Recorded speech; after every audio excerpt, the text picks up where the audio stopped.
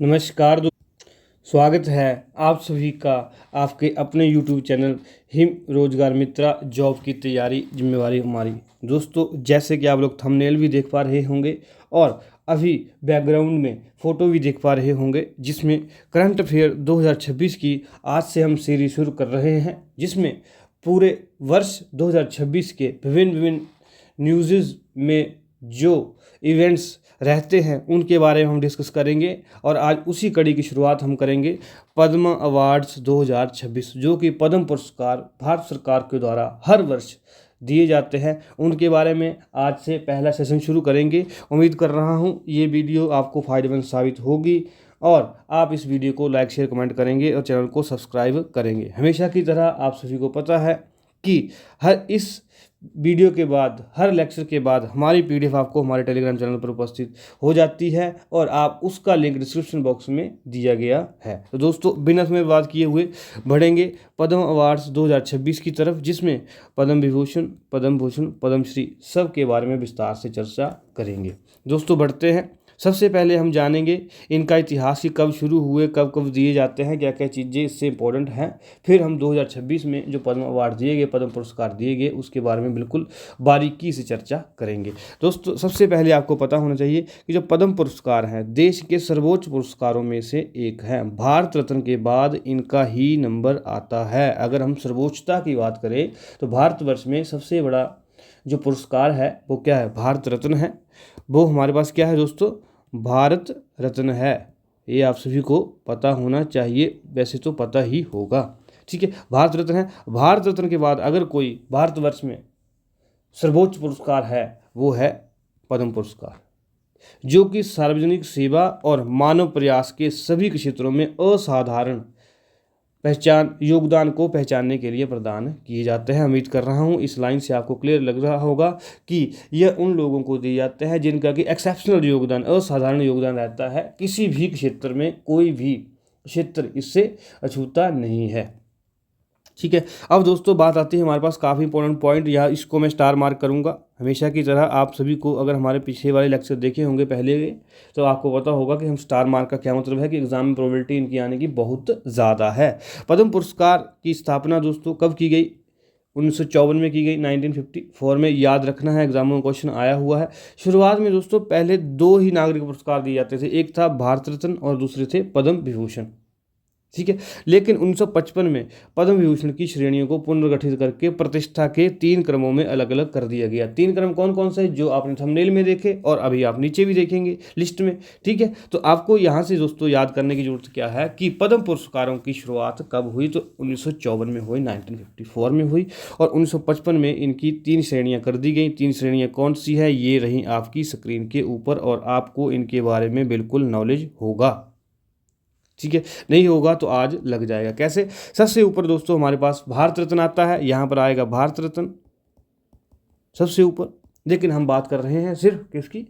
पद्म पुरस्कारों की। तो पद्म पुरस्कारों में सबसे बड़ा क्या होता है? पद्म विभूषण होता है। पद्म विभूषण के बाद आता है पद्म भूषण, फिर आता है पद्मश्री। इनकी प्रेफरेंस भी आपको एग्जाम में आ सकती है दोस्तों, क्या कि इन तीनों में सबसे बड़ा कौन है? पद्म विभूषण है, उसके बाद कौन है? पद्म भूषण है, फिर आता है पद्मश्री।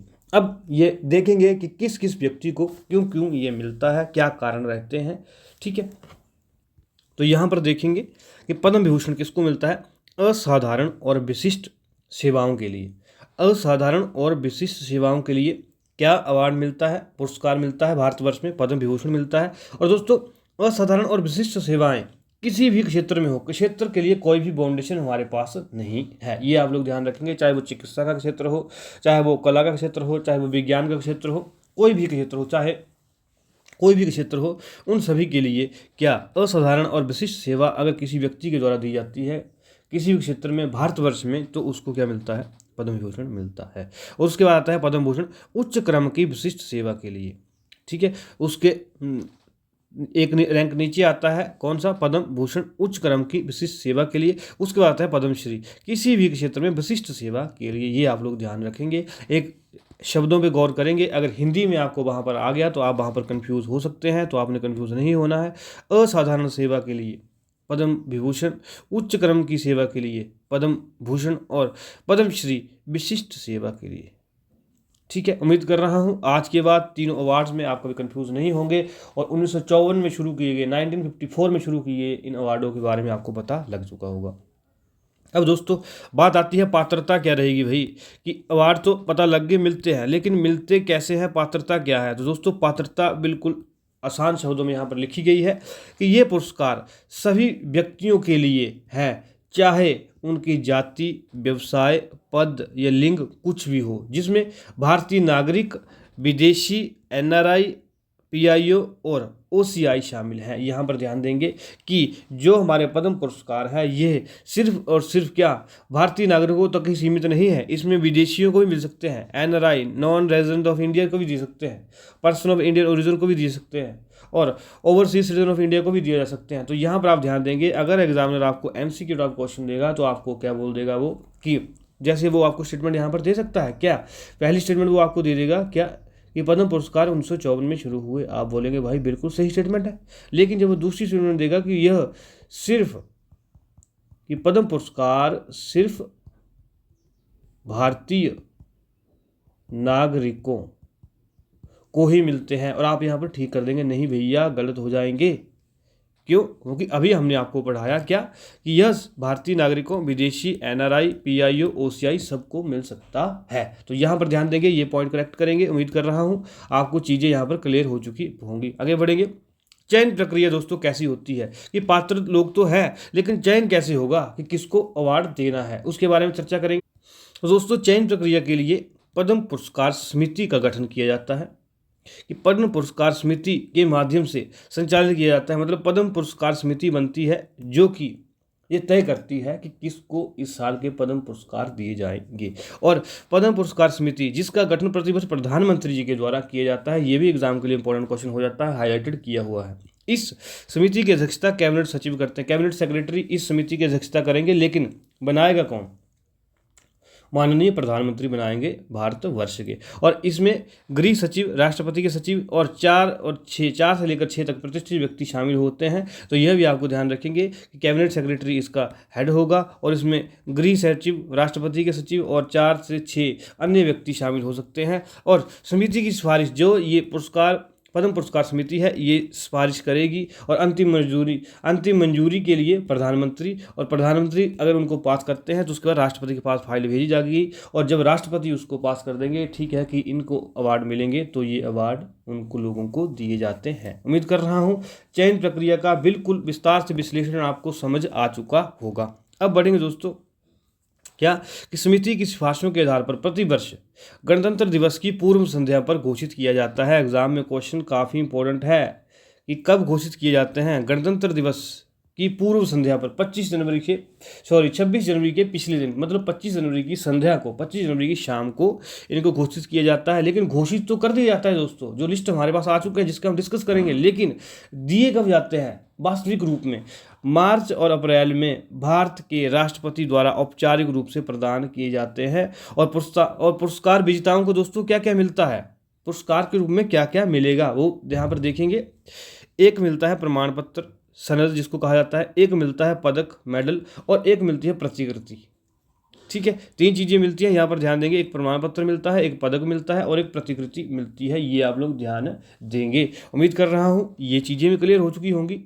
ठीक है, बिल्कुल विस्तार से दोस्तों स्टेप बाय स्टेप हम आगे बढ़ रहे हैं। कब से शुरू हुआ, कितने प्रकार के होते हैं, पात्रता क्या होती है, पात्र हो गए तो चयन प्रक्रिया क्या होगी, ये भी हमने आपको समझा दिया। जब चयन प्रक्रिया का पता लग गया भैया, तो फिर हमने क्या समझाया कि भाई अब कब दिया जाएगा, घोषणा कब होगी, दिया कब जाएगा, मिलेगा क्या क्या, ये सब चीज़ें हो चुकी है। अब यहाँ पर अंतिम दौर पर हम पहुँच चुके हैं स्टैटिक जीके की। अब दोस्तों यहाँ पर हम क्या देखते हैं कि प्रतिवर्ष संख्या अधिकतम 120 रहती है। एग्जाम में क्वेश्चन आया हुआ है कि प्रतिवर्ष पुरस्कारों की संख्या कितनी रहती है, तो वो दोस्तों वो फिक्स है, कितनी रहेगी, 120 रहेगी। लेकिन यहाँ पर भी थोड़ा सा दोस्तों कैच है हमारे पास, क्या है कि पुरस्कारों की संख्या प्रतिवर्ष 120 रहती है। टोटल पद्म पुरस्कार हर साल 120 दिए जाते हैं, प्रोवाइडेड उसमें मरणोपरांत जिन लोगों को दिए जाएंगे वो नहीं गिने जाएंगे, एनआरआई लोगों को दिए जाएंगे वो नहीं गिने जाएंगे, ना विदेशी गिने जाएंगे, ना ओसीआई गिने जाएंगे। तो दोस्तों इसका मतलब ये है कि 120 भारतीय लोगों को यह पुरस्कार हर साल दिए जाते हैं। बाकी अगर मान लो किसी को मरणोपरांत दिया जाता है तो उसको 120 से आगे भी गिन सकते हैं। ठीक है, तो ये ध्यान देंगे। एग्जाम में क्वेश्चन यहाँ से आया हुआ है, स्टार मार्क में कर दूंगा इसको भी, क्या कि प्रतिवर्ष 120 पुरस्कार दिए जा सकते हैं, लेकिन मरणोपरांत जो होंगे या एनआरआई विदेशी ओसीआई होंगे इनको नहीं गिनेंगे 120 में। ठीक है। और पुरस्कारों का क्या कभी स्थगन भी किया गया था, क्या कभी इनको रोका भी गया था? बिल्कुल, 2 ऐसे अवसर भारत के इतिहास में हुए हैं जब हमारे पास पद्म पुरस्कारों को रोक दिया गया था। कौन कौन से अवसर हुए हैं? 1978 से 1979 के बीच में और 1993 से लेकर 1997 के बीच। ये 2 इवेंट्स ऐसे हुए हैं जो कि भारतवर्ष के इतिहास में जब पद्म पुरस्कारों को रोक दिया गया था, 1978 से 1979 तक और 1993 से 1997 तक। दोस्तों ये हमारे पास क्या था? ये हमारे पास स्टैटिक जीके था, जो कि बेसिक नॉलेज आपको पद्म पुरस्कारों को पढ़ने से पहले, क्योंकि दोस्तों आपको लिस्ट तो आपको भी इंटरनेट पे मिल जाएगी, गवर्नमेंट ऑफ इंडिया की पीआईबी साइट पे मिल जाएगी जैसे हम आपको पढ़ाएंगे, लेकिन भैया ये जो नॉलेज आपको पहले चाहिए था कि पद्म पुरस्कार होते क्या हैं, कब दिए जाते हैं, चयन प्रक्रिया क्या है, ये कहीं आपको मशक्कत करनी पड़ती इसको पढ़ने में, जो कि हिम रोजगार मित्र चैनल के माध्यम से आपको बिल्कुल आसानी से 10 मिनट में समझा दिया गया है। अब बढ़ेंगे सीधा 2026 की लिस्ट की तरफ, जो कि भारत सरकार के द्वारा जारी की गई है। यहाँ पर आप देखेंगे पीआईबी की साइट से होम मिनिस्ट्री द्वारा ये जारी की गई थी प्रेस रिलीज, इसको हम पढ़ेंगे जल्दी से। तो दोस्तों प्रेस रिलीज शुरू करते हैं। ये सब चीज़ें हम पढ़ चुके हैं बेसिक। यहाँ पर आपको देखेंगे मैंने कहा था विभिन्न क्षेत्रों में दिए जाते हैं। विभिन्न क्षेत्र क्या हैं? आर्ट है, सोशल वर्क है, पब्लिक अफेयर्स है, इंजीनियरिंग साइंस है, ट्रेड इंडस्ट्री है, मेडिसिन है, सब जो भी क्षेत्र आपको दिखता है सब में दिए जा सकते हैं। ठीक है। अब दोस्तों 2026 में यहाँ पर गौर करेंगे कि टोटल कितने अवार्ड दिए गए। 131 अवार्ड दिए गए। काफ़ी महत्वपूर्ण क्वेश्चन आपके एग्जाम के लिए बन जाता है कि 2026 में पद्म पुरस्कारों की संख्या कितनी रही? तो वो रही 131। आराम से समझेंगे, जिसमें दोस्तों क्या है, 5 हमारे पास क्या है, 5 पद्म विभूषण है, 13 पद्म भूषण है और 113 पद्म श्री है। ये आपके एग्ज़ाम के लिए काफ़ी इंपॉर्टेंट पॉइंट हो जाता है। उम्मीद कर रहा हूँ आपको ये याद ही करना पड़ेगा भाई, एग्ज़ाम में क्वेश्चन आया हुआ है पहले। 5 + 13 + 113। तो यहाँ पर गौर करेंगे कि पद्म अवार्ड्स 131 दिए गए टोटल। यहाँ पर मैं ये भी लिख भी दूंगा दोबारा। ठीक है, 131 दिए गए, ये हो गया। और 5 क्या दिए गए दोस्तों? 5 हमारे पास क्या दिए गए? पद्म विभूषण दिए गए। ठीक है, 13 पद्म भूषण दिए गए और 113 हमारे पास पद्मश्री दिए गए 2026 में। ये आंकड़ा काफ़ी इंपॉर्टेंट हो जाता है, एग्जाम में पूछा जा चुका है। ठीक है। और दोस्तों यहाँ पर ध्यान रखेंगे कि 131 में से अगर हम बात करें तो 9 जो हमारे पास 19 क्या दिए गए? 19 महिलाएं हैं। ये भी एग्ज़ाम में क्वेश्चन आया हुआ है भाई, एग्ज़ाम में गौर करेंगे इसको। इसके लिए यहाँ पर भी लिखा हुआ है स्पष्ट शब्दों में कि 19 अवार्डीज क्या है? महिलाएं हैं। ठीक है, 6 लोग क्या हैं? फॉरनर एनआरआई या पीआईओ से हैं और 16 को मरणोपरांत दिया गया है। दोस्तों ये सारे आंकड़े कहीं ना कहीं काफ़ी महत्वपूर्ण हो जाते हैं आपके लिए। क्या कि यहाँ पर हमने बात की कि 19 महिलाएं रही हमारे पास, उसके बाद क्या रहे?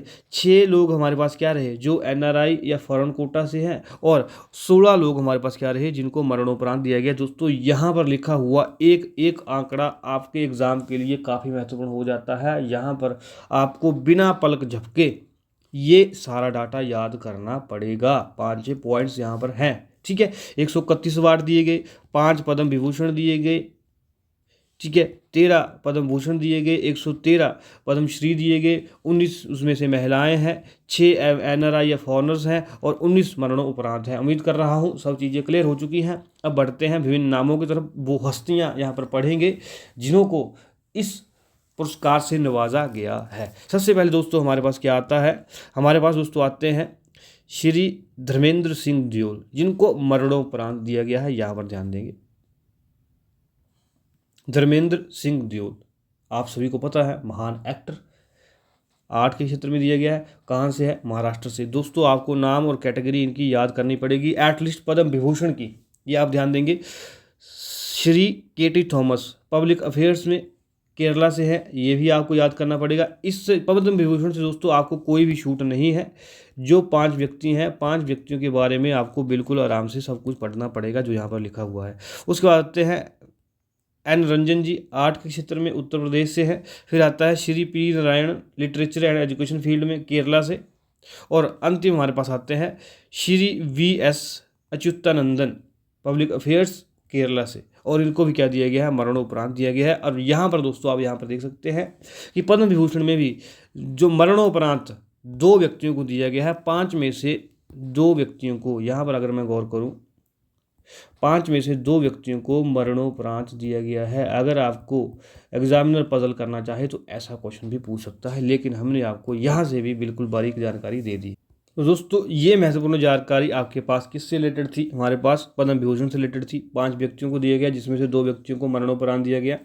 धर्मेंद्र सिंह देओल हैं, KT थॉमस है, एन राजम है, P नारायणन है और VS अच्युतानंदन है। तो 5 व्यक्तियों को क्या दिया गया, पद्म विभूषण दिया गया। अब बढ़ते हैं पद्म भूषण की तरफ। दोस्तों पद्म भूषण पे ध्यान देंगे तो यहाँ पर अलका याग्निक आएंगे हमारे पास महाराष्ट्र से, भगत सिंह कोश्यारी आएंगे पब्लिक अफेयर उत्तराखंड से, कालीपत्ती रामास्वामी पलानीस्वामी मेडिसन तमिलनाडु से, और श्री ममूर्ति आर्ट क्षेत्र में कहाँ से, केरला से।